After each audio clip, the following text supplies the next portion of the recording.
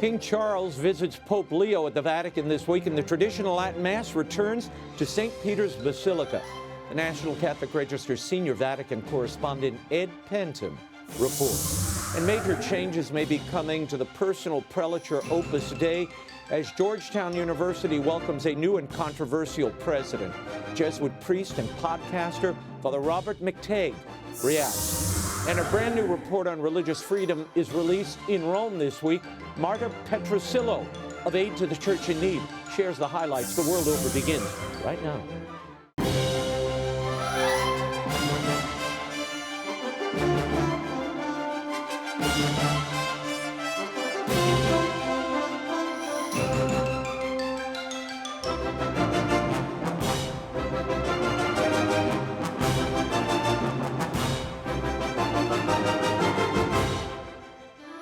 Now, Raymond Arroyo. A warm welcome to all of you joining us in the United States and the world over. An important show for you. If you'd like to comment, send me an X post. I'm at Raymond Arroyo and always at Arroyo Grande Show on YouTube. The UK's King Charles and Queen Camilla pay a historic visit to Pope Leo at the Vatican this week for a moment of ecumenical prayer at the Sistine Chapel, and the beleaguered traditional Latin Mass returns to St. Peter's Basilica on October 25th as part of a TLM pilgrimage. For more on all of this, we're joined by senior Vatican correspondent for the National Catholic Register, Edward Pentin. Ed, thanks for being here. Tell me about this historic joint prayer between King Charles and Pope Leo at the Sistine Chapel. It's the first time a Roman pontiff and an English monarch have prayed together since the Reformation. How significant is this moment for the Church in Rome and whatever's left of the Church in England? Yes, it is very significant, Raymond. I mean, it comes at a time when the Anglican communion is going through some very difficult times. We heard this week that a big part of the Anglican communion split from Canterbury because of the choice of the new Archbishop of Canterbury, who's a woman bishop. So there's that, but it's also, as you say, very historic. It's the first time that Prince Charles, the King of England, has prayed with the Pope. The first time that a monarch has prayed with the Pope since the Reformation. The King, of course, is the supreme governor of the Church of England. So it's very much seen as a very ecumenical gesture. And there's other aspects to the visit too, which are very significant. Him going to pray and become a confrater of the Benedictine Abbey of St. Paul's outside the walls in Rome, which is also seen as a great gesture and a gift to the Anglican Communion in that sense. I know that title was extended by the Pope to King Charles at the Basilica of St. Paul outside the walls. And but the real question here, Ed, is what does this mean? I know Charles is the head of the Church of England, but how much of a reality is that, given that we're dealing with largely a vastly diminished faith when we're talking about the Church of England? In fact, more Catholics are attending Mass there than people are attending the Anglican services. Indeed. I mean, I think it's seen possibly as a bit of a help to the Anglican Communion to keep them together. But it's come in for some criticism, of course, as well. Some people see it very much as a sort of superficial unity which covers up serious theological differences. And it's a sort of undermines, they say, both Anglicanism and Catholicism, these kind of gestures. But I was talking earlier with Oratorian Father and liturgical expert Monsignor Andrew Wadsworth, who's in Washington, D.C. And he was saying that, he reminded, of course, the roots of the monarchy are Catholic in England. In fact, Westminster Abbey is called St. Peter the Apostle, and it goes back a long way. And Vatican II teaches that the Anglican Communion has a Catholic hierarchical structure which impels it towards Catholic unity. And so these gestures, he said, give substance to the hope that the British monarch and the Church of England may one day be restored to unity in the Catholic Church. So in that sense, you could read it very much as a sign of hope, perhaps that unity will come some way down the line, but at the moment it's looking very, very distant, I'd say. Yeah, well, I mean, that title, Royal Confrater of St. Paul, which is that special chair that the Pope is extending to Charles. I mean, I guess the underlying reality here is, what does that really mean when you have the Church of England still occupying Catholic properties, Catholic cathedrals, Westminster Abbey itself? This was a Catholic, entity that Henry basically took possession of, and it's been in the hands of the Church of England ever since. And I know the Catholic cathedral is called a pro-cathedral because it still considers the original across town. But give us a sense of what this really means, Edward. What are people in England, how are they reading this, or are they considering it at all? Well, that's a good question. I think most people have kind of checked out of religion a long time ago in England. Christianity, as we said earlier, there's very few go to church here. So it's seen as really probably quite a sort of irrelevant sort of gesture.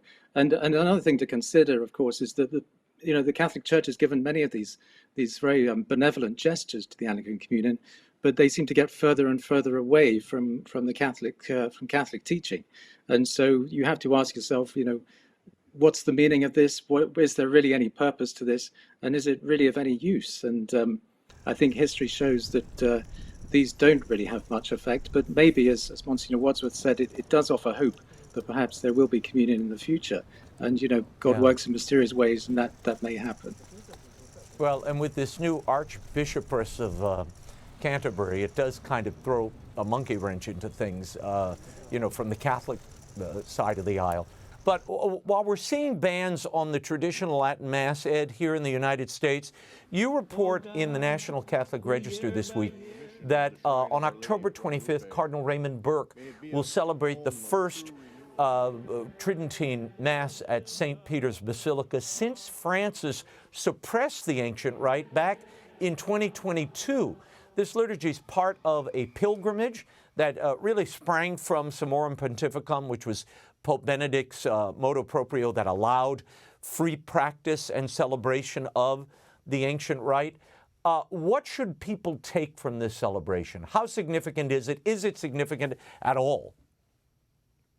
Yes, well, it is significant for the reasons you mentioned, Raymond. I think the fact that it was suppressed since 2022 and now it's come back does give a sign of hope that maybe, that there will be a relaxation of the restrictions from Traditionis Custodes. And the Washington Post reported this week that Monsignor Marco Agostini, who's a leading advocate for the traditional Mass and a member of the Papal Master of Ceremonies, he said that this obviously came from the top. It came from the Pope himself. So that is a sign of hope, I think, for many who go to the traditional Mass, that this could be a sign that times are changing. And then, of course, you've also got Cardinal Matteo Zuppi of Bologna, who's no traditionalist, but he's celebrating Vespers in Rome as well as part of this pilgrimage. He's done it before, but the fact that he's come back to do it again, when he hadn't done it since 2022 either, does show a sign of movement, we think, and that it could be possible that yes, we may see some change in the relaxation of Traditionis Custodes. Well, when we interviewed Cardinal Raymond Burke several weeks ago, he suggested, I think we did it for the podcast, and he suggested that there could be an opening here while saying the Mass there, that the Pope might have a conversation with some of the people who turned up for this Jubilee, for this pilgrimage, and that might present an opportunity to at least awaken the Pope to the desires of this group of faithful and why they feel so drawn to the old rite. And so hopefully that will transpire in the way that he foresees it or foresaw it. Indeed, yes. And as I say in the article, there are other pontifical liturgies going on in the United States as well over the next month, which is also a signal, I think, that that things will be allowed. Some did say that possibly the liturgy, the Mass in St. Peter's Basilica could be just because of the Jubilee year, and that things may go back to how they were next year. But we'll have to see. But I think certainly there are these signs of hope. And in fact, there are actually 6 liturgies. There's Cardinal Muller's actually celebrating a traditional Mass in Detroit this coming Sunday on the Feast of Christ the King in the Old Rite at the Shrine of St. Joseph. So there are more than I put in the article. Yeah, and yeah, you mentioned in your article San Francisco Archbishop Salvatore Cordileone celebrating on All Saints' Day, the old Rite, Cardinal Gerhard Mueller in Philadelphia on November 2nd, then Cardinal Robert Serra also celebrating the Tridentine Rite in Philly on November 21st. So, Ed, are these just one-offs, or is this a determined trend? I mean, some of the places we're talking about, like Detroit, the Tridentine Rite has been banned. So having somebody come in, it's really little more than a showcase, isn't it? Well, we'll have to see. I mean, it is interesting that they're being allowed. And of course, when you've got cardinals wanting to celebrate the traditional Mass, perhaps it's very difficult for the bishop to say no. And they're very keen to do it. And of course, we know that how keen someone like Cardinal Robert Serra is to keep the traditional Mass going. So it's all part of that. But as I say, these are all positive signs. And in many ways, it's also come since, of course, our colleague Diane Montagna revealed that the raison d'etre behind Traditionis Custodes, if you like, and its credibility was severely undermined because of the misrepresentation of the survey, which was given as the justification for it. So there are serious cracks in the whole the restrictions behind Traditionis Custodes, and perhaps this is part of that we're starting to see things sort of weaken, and that the relaxation will come in time.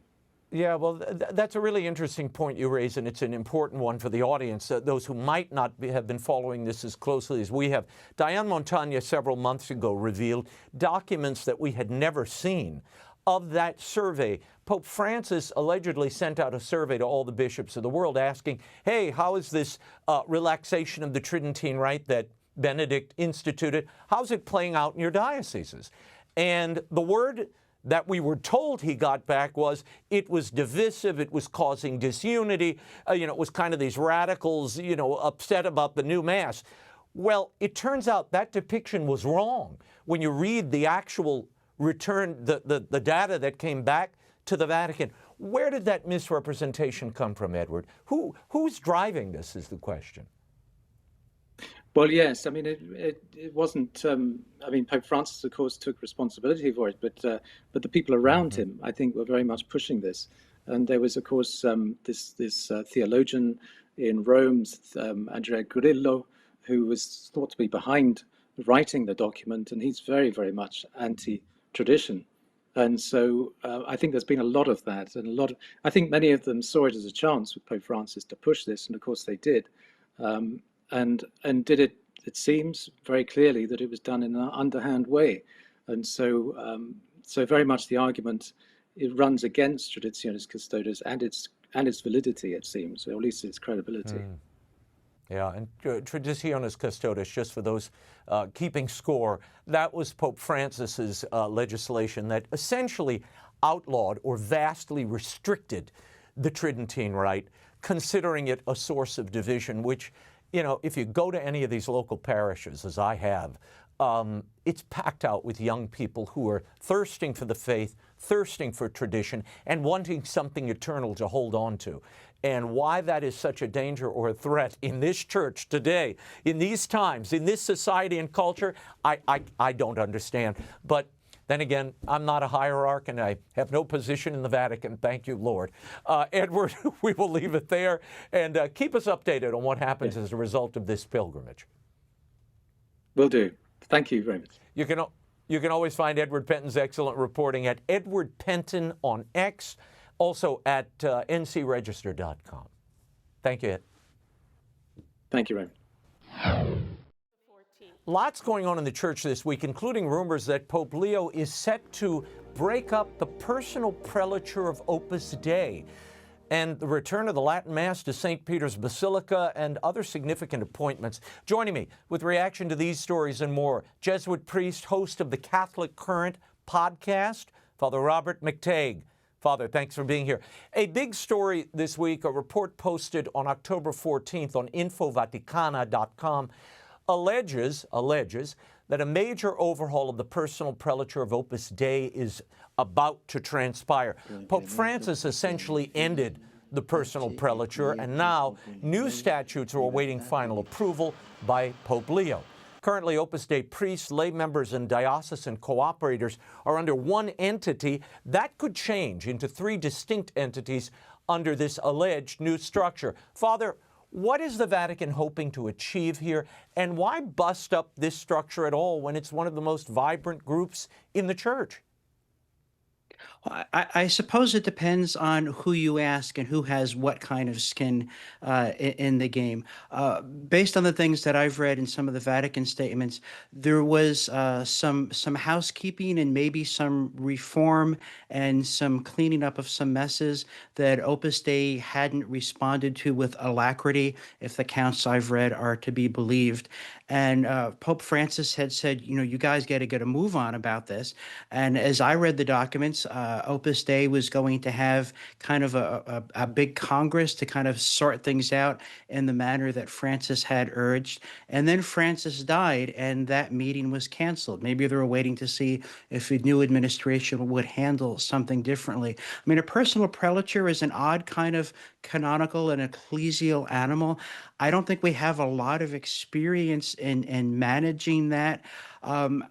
Some people, their hermeneutic of suspicion is engaged, shall we say, and that Opus Dei is too much of one thing and not enough of something else, and that's why they in the Vatican, with a capital T, are looking for some significant changes. Whether the changes are merited or not, at least as I understand it, Opus Dei, as we know it, will come to an end if those changes are effected. Yeah, and this is, again, it's one of the most vibrant groups in the Church. I know there were some allegations, with some workers, in some of their houses, and that sort of put this on the radar of Rome. But I believe heads of Opus Dei already met with Pope Leo, and they submitted their new statutes in June. So they're awaiting some approval. There's rumor that those approvals could be forthcoming. So we'll keep watching this story as it develops. Last week, Pope Leo named Chicago's Cardinal, Blase Cupich, as a member of the Pontifical Commission for the Vatican City-State. That runs essentially the country of the Vatican. Father, what does that appointment tell us, particularly coming on the heels of this honor of Senator Dick Durbin in the United States that caused an international fracas and a group of bishops to come out against the honor? And then, of course, in the 11th hour, Pope Leo weighed in and said, oh, wait, I side with Cardinal Cupich. It's a funny thing. People say that when you have large institutions, if you want to get rid of someone without looking like you're getting rid of them, you promote them up and out and away. This is not an appointment to be vocation director in Tehran or Riyadh. For example, he's not going to be the papal delegate to Eritrea. This is a very significant move, I believe. And I think my hunch, it's a kind of a pat on the back. You might say, well, it's just a little hometown pride. They're both Chicago boys, etc. That may be part of it, but I can't imagine that you would give someone such a high-profile appointment after the kerfuffle with Senator Durbin and not have this being done as friend to friend, as one who can not only give approval and give promotion. And let's not forget, the Cardinal is past the retirement age. He put in his papers as he was required to, and his resignation hasn't been accepted yet. So I think we're going to see more of Cardinal Cupich, and we're going to see more of him for a longer time than a lot of people expected. Yeah, and just to put this in perspective, the Cardinal Cupich, Dick Durbin kerfuffle, as you mentioned, that was really about honoring an allegedly Catholic politician who has used his public career to obstruct, indeed oppose, Catholic teaching. And you had at least 10 or 11 bishops come out in the United States and say, wait a minute, this honor shouldn't be taking place, it's scandalous. I guess the message here is it's not scandalous, and one can object to Catholic teaching in the public sphere, and you can keep going on. In fact, you'll get honored for it in the church if you want to salute people like that. But speaking of Cardinal Cupich, His Eminence released a video message this week speaking on behalf of migrants. This follows a spate of these No Kings rallies here in the U.S., some of them focused on deportations and immigration policy. Cardinal Cupich also had 2 recent meetings with Pope Leo. Watch this. Today I speak to you as your shepherd, but also as a fellow pilgrim who shares the pain of many of our immigrant communities. Families are being torn apart, children are left in fear, and communities are shaken by immigration raids and detentions. These actions wound the soul of our city. Let me be clear. The Church stands with migrants. We stand with a mother who crosses borders to feed her children. We stand with a father who labors in silence to build a better future. We stand with the young person who dreams of safety and a better future. Our parishes and schools will not turn away those who seek comfort, and we will not be silent when dignity is denied. Father, your reaction to this, it sounds like a call for open borders and a clear denunciation of law enforcement. I would want to know who's asking the church to be silent about these matters. I'm not aware of that. And of course, His Eminence is at liberty to make whatever videos he wishes. And I can understand his intention of standing up for the human dignity of migrants, etc. I would like to see him make a video to talk about the human dignity of American citizens who've been raped and murdered by people who shouldn't have been in the country in the first place. I want to see him in solidarity with families who've been torn apart because loved ones are no longer there, because violent people who've been deported many times have been released into society to kill and murder again. I want to see him be in solidarity with those who were killed on the roads because illegal aliens who can't speak English were given commercial driver's license by the states of California and New York. I want him to be in solidarity with the communities in Colorado where Venezuelan gang members took over apartment blocks. And I want to hear those messages, especially from someone who has no financial interest in open borders. He said what he had to say. He used his best judgment. God bless him for that. I would say his silences and his financial interest in the matter undercut his credibility and his moral authority very significantly. Yeah, moral authority. Interesting you raised that. I mean, he talked about the wound on the soul of the city.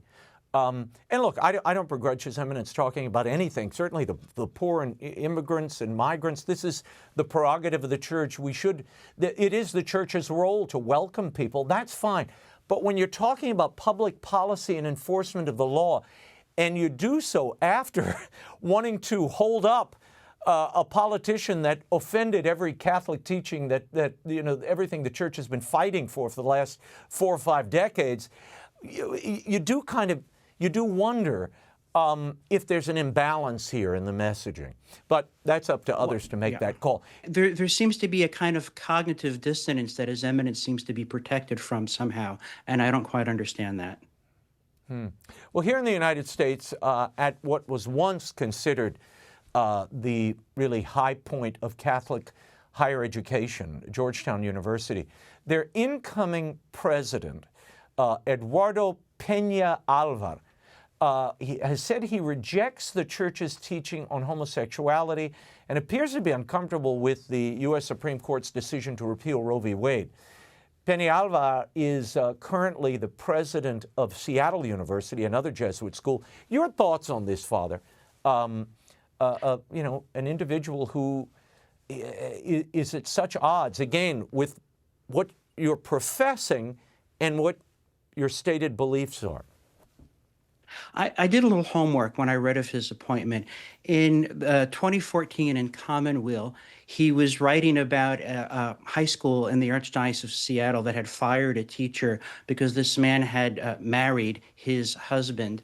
And he said, and here I quote, "Of course I reject the church's teaching on homosexuality." Now, my professors here would lean in and say, all right, scholar to scholar, where does that of course come from?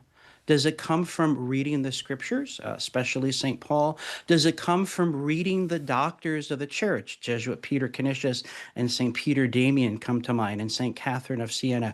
I don't think so.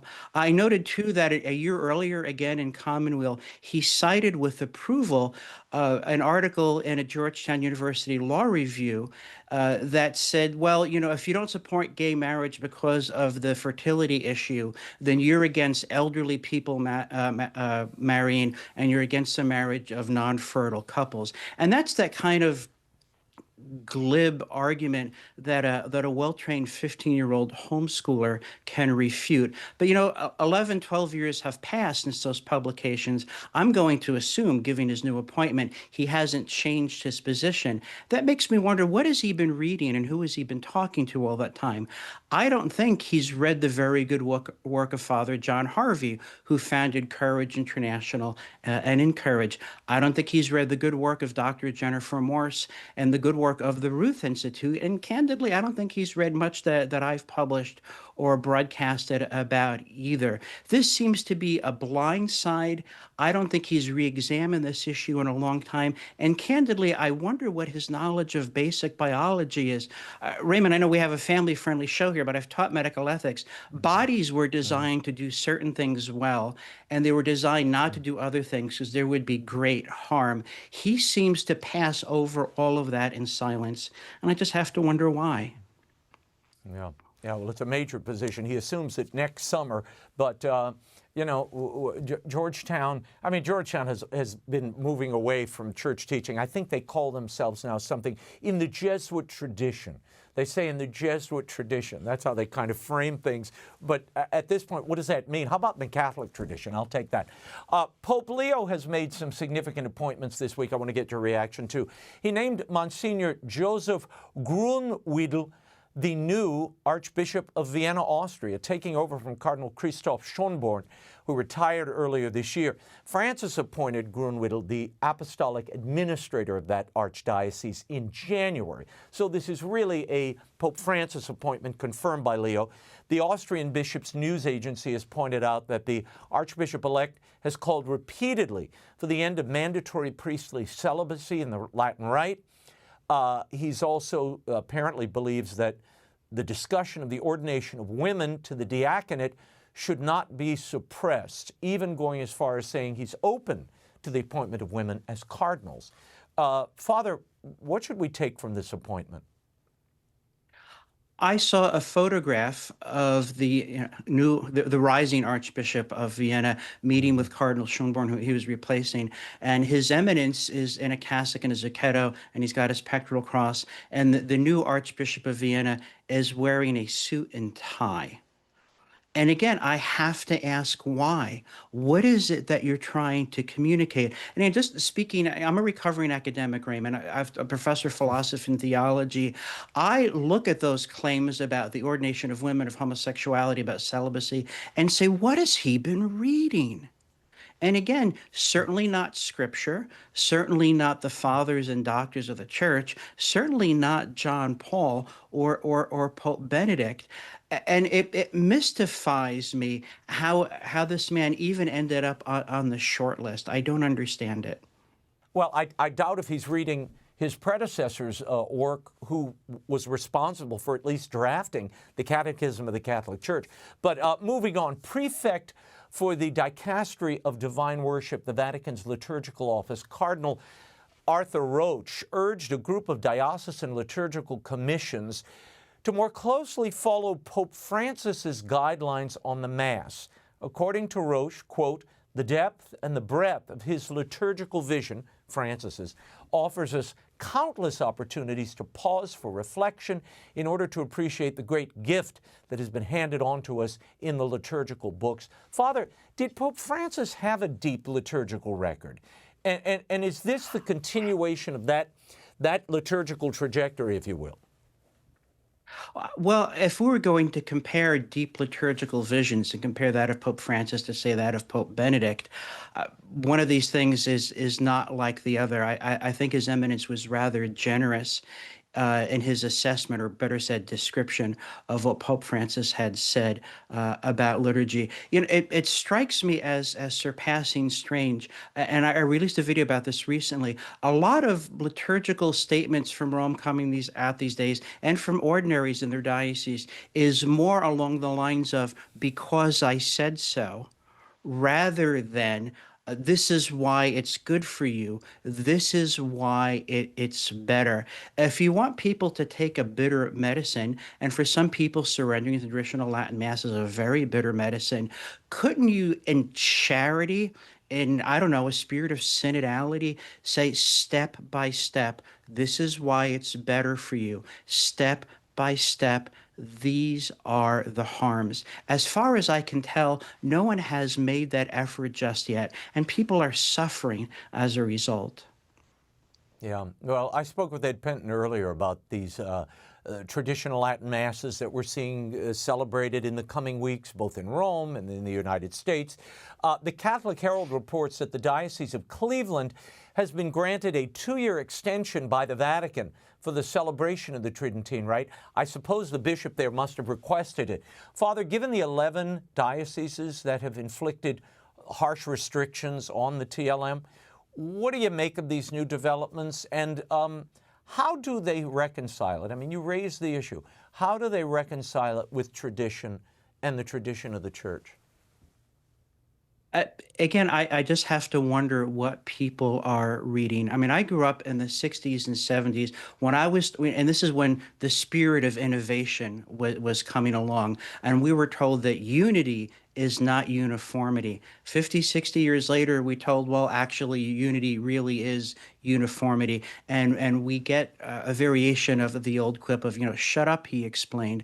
I don't see how something that is manifestly good for the Diocese of Cleveland is somehow an object of fear and opprobrium in the Diocese of Charlotte, for example. It doesn't make sense to me. And there's not only anecdotal and observational evidence, there's at least some survey evidence to say there's a very strong correlation between people being devoted to the traditional Latin Mass and also being orthodox in matters of faith and morals. They're starting families, they're producing vocations, and our response to that has been, cut it out.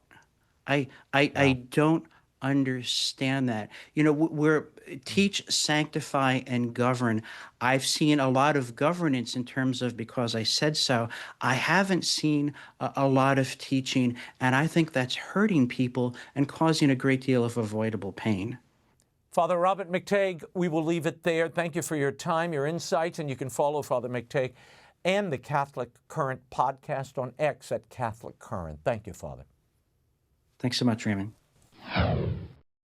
Over on the Arroyo Grande podcast, I sat down with Speaker Mike Johnson this week for an intimate conversation on the second anniversary of his speakership.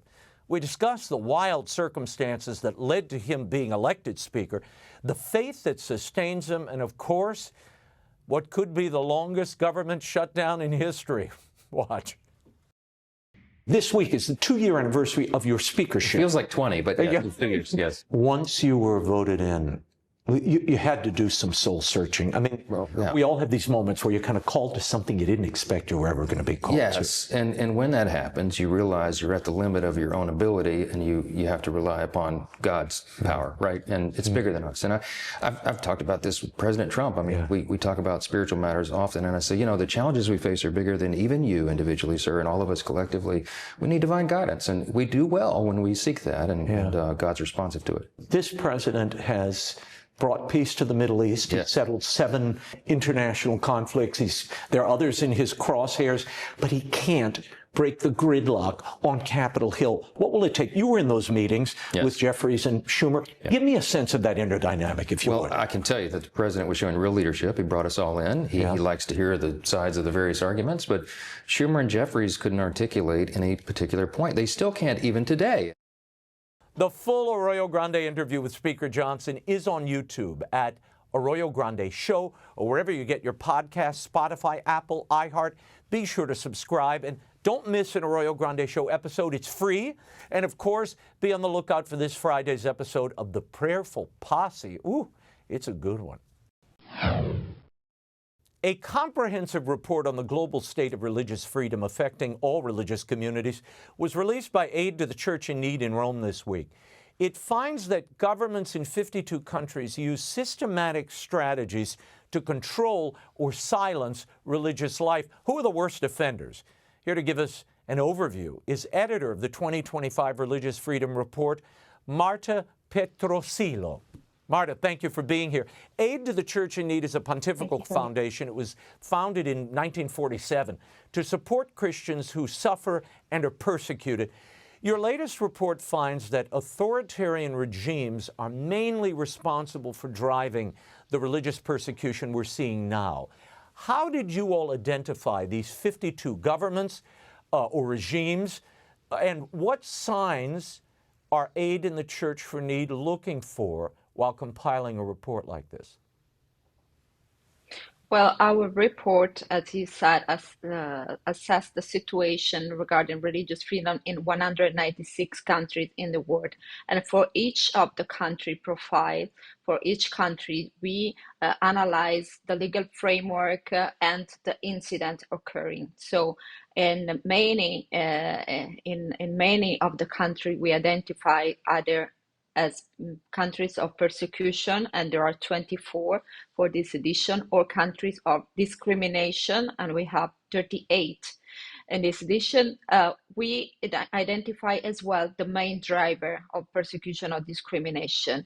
And sometimes you have only one main driver, sometimes you might have two different main drivers combining together, creating persecution or discrimination. And in 52 countries, as you said, authoritarian regimes and very restrictive law are undermining religious freedom, either controlling people, preventing them to practice their faith, arresting them arbitrarily on other excuses only because they are meeting together to pray. So in these countries, the law and the regimes are strongly not only controlling but preventing people to enjoy full religious freedom. Well, and the report shows, Marta, religious freedom to be a casualty of war in some cases. In many regions affected by armed conflicts, Syria, Myanmar, Ukraine, religious communities often suffered targeted violence. You have terrorist groups. We reported on this last week with Nina Shea. Boko Haram, Islamic State affiliates, Al-Shabaab, they continue to use religion as a pretext for violence against Christians and Muslims in some occasions who reject extremist ideology. Where are the worst examples of the breakdown in religious freedom, Marta, that you all found this year? What surprised you? Unfortunately, we have many hotspots for this kind of violence. I would like to recall, for instance, Burkina Faso and the Sahel region for what they regard the jihadism, because we saw there really a huge escalation in violence against religious group. The surprise, even though it's not a really surprise, but a region where we see that the situation is worsening is Latin America. And there we have, of course, the example of Nicaragua as an authoritarian regime really attacking the church, arresting and exiling religious priests and sisters. But this is unfortunately just an example. We saw also in that region as organized crime is attacking the church. One example is in Mexico, where many priests were killed. Yes, where many priests were killed during the latest year because of their mission in defending people, in standing for their rights. and this is something that, even though the cartel do not attack a priest for his faith per se, but his mission or his pastoral work, it became something that they need to stop, because it prevents them to continue their criminal activity. The report points to something called the Cuban model, if I'm not mistaken, where these other governments in Latin America, South and Central America, they are modeling the Cuban example. Tell me what that means, what that looks like, and how we're seeing examples of that. I mean, you've referenced a little bit of it. Yes, spotted specifically in Nicaragua and Venezuela, because the Cuban model, this control, this a strict control of religion that started in Cuba many decades ago, the more and more has been seen in those two countries. So religious activities are controlled or prevented.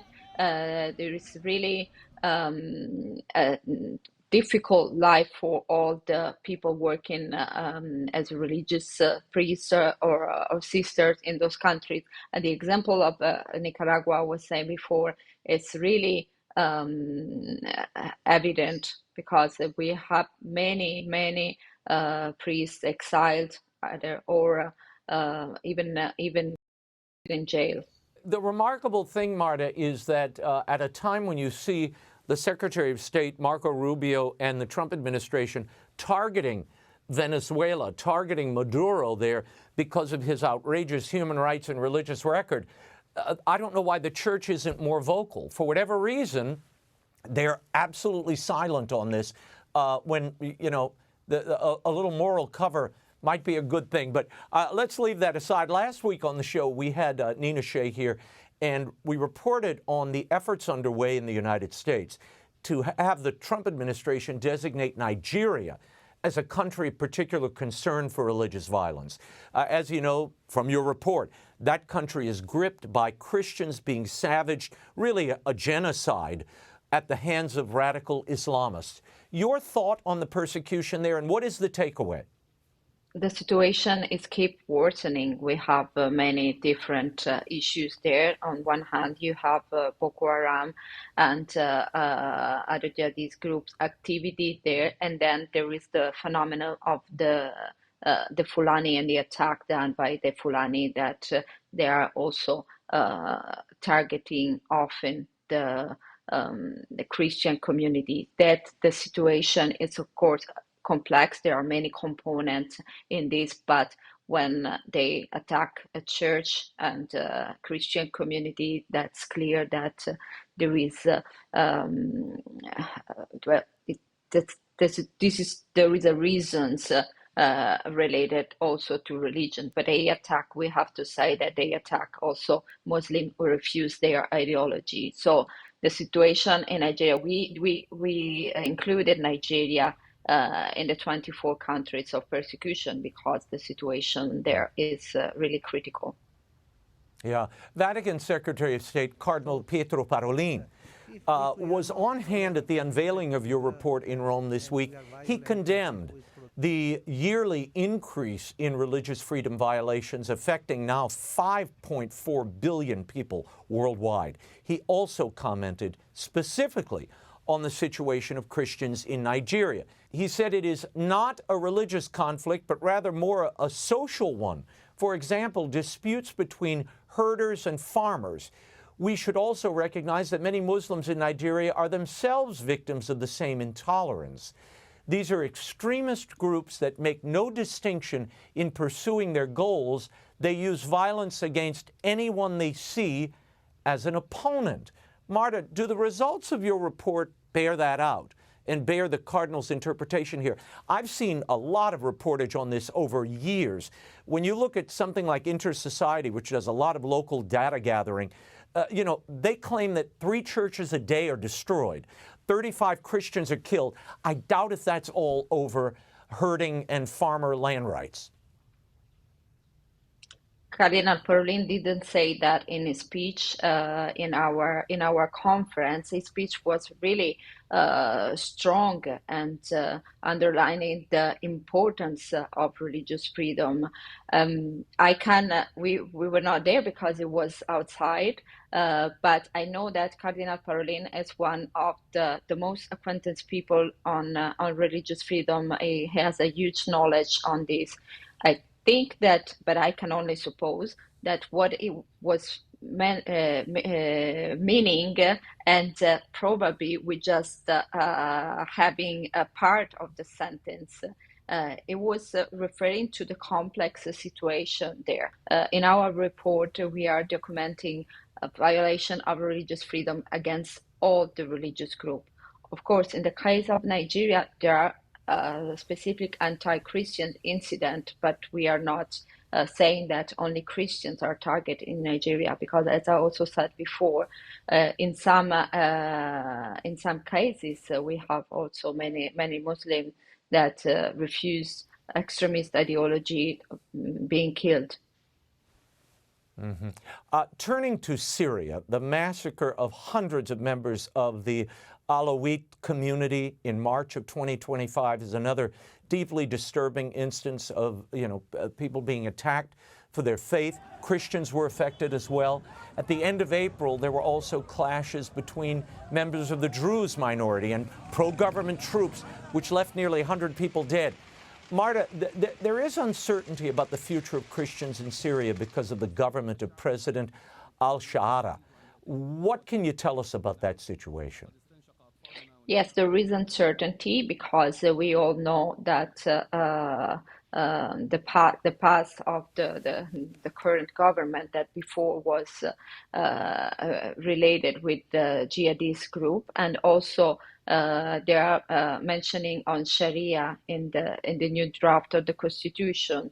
So far, we saw attack. There was also an anti-Christian attack in last June. So we are watching the situation closely because at the moment it's uncertain. Well, tell me what Aid to the Church in Need is asking. What can the faithful do? What should the posture of anybody watching be vis-a-vis these cases of religious persecution that we're seeing all over the globe? Yes, we are celebrating this year the 25th anniversary of the Religious Freedom Report. And we are always saying that, as the Holy Father said, this is not just a tool of information, it's bearing witnesses. And but we do not want just to inform people. We would like people to be engaged. And this is why this year, along with the launch of the Religious Freedom Report, we launch also a petition, a campaign to support this petition in defense of religious freedom, and specifically built on the Article 18 of the Declaration of Human Rights. And so we ask everyone to engage with us, to stand up and to sign this petition to defend together religious freedom, because as we said, religious freedom is not a privilege, it's a human right, and it's our responsibility, it's our common responsibility to defend it. Marta Petrosillo, thank you for being here. You can find Aid to the Church in Need's Religious Freedom in the World Report 2025 at churchinneed.org. Thank you, Marta. Thank you. He's the director of one of the most prestigious choirs for boys in London, the London Oratory Schola Cantorum Boys Choir. It was founded in 1996. Their voices have graced the soundtracks of Lord of the Rings trilogy, the Harry Potter series. They've just released a brand new CD, a unique collection of sacred music titled Sacred Treasures of Rome. Here to tell us all about the new project and their upcoming U.S. tour that begins next week, Charles Cole. Charles, thanks for being here. 2025 is the 500th anniversary of Palestrina's birth, the greatest polyphonic composer of the Renaissance. Tell us who Palestrina was and why you chose his work as the main focus of this Sacred Treasures of Rome CD. Palestrina's really the man who synthesized the most sublime, fully perfect polyphonic style of the Renaissance. He sort of brought it all together, and he's the name that's most synonymous with the best music of that period. And of course, as you say, he's got this really important milestone this year, 500th anniversary. And it seemed the obvious thing. We wanted to do a new recording, and we decided that we would definitely have some Palestrina on the recording, but we've also included other composers who were working alongside him and in his orbit, and probably in greater awe of him as well, in Rome at the same time. The Palestrina Festival in Grand Rapids, Michigan, I know you all will be singing there. You're touring all over the U.S. And then on July 16th, you'll be singing a pontifical mass at Sacred Heart Church, celebrated by Archbishop Salvatore Cordileone. Tell us a little about the upcoming tour in this special mass and how you sort of laid out this tour. Well, the invitation to sing came from that festival in Grand Rapids. It's an absolutely incredible achievement of that parish. They've put together a really spectacular year-long festival, which involves a choral meditation and then a mass each month. And we are doing the July one, as you say, with Archbishop Cordileone, which is a great honor, and it's nice for us to renew our relationship with him. We've sung with him before, and we've also welcomed him at the London Oratory as well. Charles, tell us about some of the other works on this album, contemporaries of Palestrina, and why those were chosen as part of the CD. Well, I decided to do some research. So I went to Rome last year, and I was digging around trying to find things that I might not otherwise have come across. And what I discovered was quite interesting. There were a number of composers who had great links to St. Philip Neri at the Rome Oratory, which of course was highly significant really for us as a choir, and very, very nice to see this. Palestrina knew St. Philip Neri very well. He actually died in his arms at the end of his life, which is an extraordinary thing. And there's a particular composer, Giovanni Animuccia, who was a priest at the. It wasn't quite founded as the oratory yet, but in the early days of the oratory, Giovanni Animucci was a priest working with St. Philip, and he was a very, very accomplished composer. But much of his music went missing. And it turned out that the parchment on which it was written was of such value that it was actually sold to a cheesemonger in Rome to wrap cheese. It just seems like a terrible crime, but that music all went missing. But there are pieces scattered around in different libraries, and I found a very beautiful piece which I was able to reconstruct, O Crux Ave Spes Unica, which is very, very beautiful. But there are some other amazing composers on the album too. Probably another really interesting story is the Anerio brothers, Felice and Giovanni. They were very closely linked with St. Philip and the oratory, and their mother actually used to do laundry for St. Philip. So there's a very close connection there. And all of these people are absolutely standout composers, really incredible. I want to give viewers a little taste of what they'll hear on Sacred Treasures of Rome. Take a look.